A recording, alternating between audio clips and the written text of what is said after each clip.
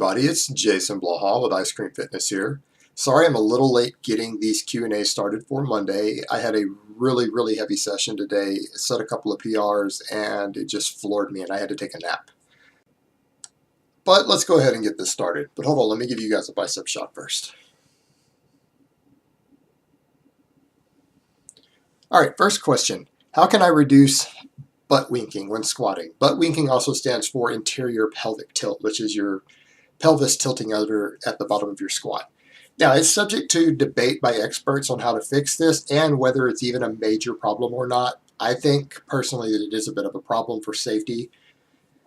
There's a few things you can do to fix it, in my opinion. First of all, for a lot of people, some people cannot squat ass to grass without butt winking no matter what they do. And if you're that person, you're probably going to want to consider stopping at parallel. And I mean a true parallel, not a gym parallel. You'd actually video it and measure it. I think box squats can help for some people with this because it forces you to sit back and learn the technique better and get your setup tighter. But that also goes back to the other issue. I think the things that really, for most people who are novice type lifters who are struggling with this, I think getting a tighter setup to where you properly curve your lower back and set your hips back and sit back when you squat will help dramatically. I think stretching your hamstrings more often will help with this because a lot of people who have issues with hamstring tightness, this is a problem. And if this is you, you need to be stretching your hamstrings every day. Now, for more advanced lifters fixing this is a whole other topic. You guys are probably going to want to research what strength and conditioning coaches and people like Brett Contreras say on this matter, because this is not something I could cover in 5 or 10 minutes in detail for more advanced lifters. All right, so let's go on to the next question. Obligatory do you even lift, followed by your opinion on Taussoline's greasing the groove with bodyweight exercises to improve deadlift or squat performance. First off, no, I don't lift. I used to, but I quit lifting because I was worried about getting really big and bulky and not being able to fit into skinny jeans anymore. So instead, to stay in shape, I just go to Zumba classes with my wife 3 times a week. So to answer that question, no, I don't lift. Now, as to Pavel Taussoline's greasing the groove, yes, I think it can be used for deadlifts and squats done correctly. It may not actually increase your 1 rep max, but if you were to do it on something like squats or deadlifts, it will definitely improve your overall conditioning, your work capacity, and it can be a decent replacement for some types of GPP work. And what I mean by done correctly, that means you set a squat or a deadlift bar up in your home with a weight that you can handle for 10 to 12 reps, and you go through and do 2 or 3 reps at the very most 4, 5, 6 times a day, every day. And just leave the bar set up so that you can just do those randomly as you walk by the squat rack or the bar you have on the floor. But it can be a good conditioning tool overall, and it may or may not transfer over to your max, but it might because it can help you improve form and technique through repetition with low reps, even though it's with really submaximal weights. All right, next question.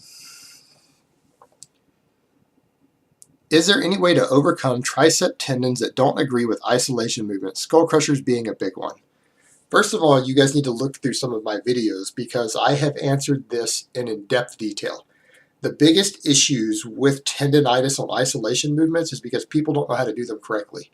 They do the bullshit that they've read in magazines or that they have personal trainers telling them to where they're doing stuff like bringing bars down to their face on skull crushers instead of behind their head and getting a stretch, so that they are putting all this tension on the tendon at the hardest part of the movement rather than on the tricep. So in general, anytime you're only moving the elbows and most of the tension is when your elbow is up and it's right there on the elbow, that's the real problem. It's a technique issue more than anything. And keeping your elbows tucked in too tight on tricep isolation movements does the same thing. It puts more stress on the connective tissue than you need to put on there. So that's part of the issue, but if you guys want more details on that, look up either one of my videos on skull crushers. I've got a couple of different ones. I cover all of this stuff in detail, but it's doing this stuff the way magazines and personal trainers tell you to do instead of athletic trainers. That's what causes it, and that's why you see so many bodybuilders and people who've been lifting for years with elbow tendonitis, even very experienced bodybuilders. It's because they don't know how to do these movements correctly, even after 15 years of being a pro bodybuilder. All right, next question. Are box squats done West Side style superior for beginner intermediate strength gains when compared to free squats? All right, I am a huge advocate of the box squat, and I box squat all the time, all the time, all the time.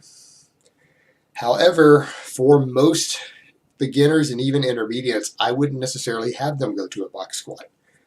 I would rather them train that stretch reflex at the bottom. But the exception would be if I get someone who cannot sit back correctly on a squat and they're excessively quad dominant, they drive through the balls of their feet instead of their heels, and other such problems, I might have them box squat for a month until they can learn how to squat correctly and use it as a technique corrective tool for people who cannot squat correctly, who can't get their setup right, who cannot sit back, and who are too quad dominant on the balls of their feet or their knees past their toes. That's how I would fix it, and then I would push them back to a regular back squat. So no, for those people, I wouldn't necessarily have them do that. Now, for more advanced lifters or anyone with a history of knee problems, yeah, I will definitely put them on box squats all the time, but not the people listed here in this question. All right, last question. Does height have anything to do with the amount of muscle mass and strength one can achieve? Well, of course it does. If you are taller, you have a larger frame. Therefore, your body can hold more total muscle and you can gain more total strength. Now, pound for pound, sometimes the shorter lifter will be stronger because they're more efficient. They've got more muscle per pound of body weight and less bone.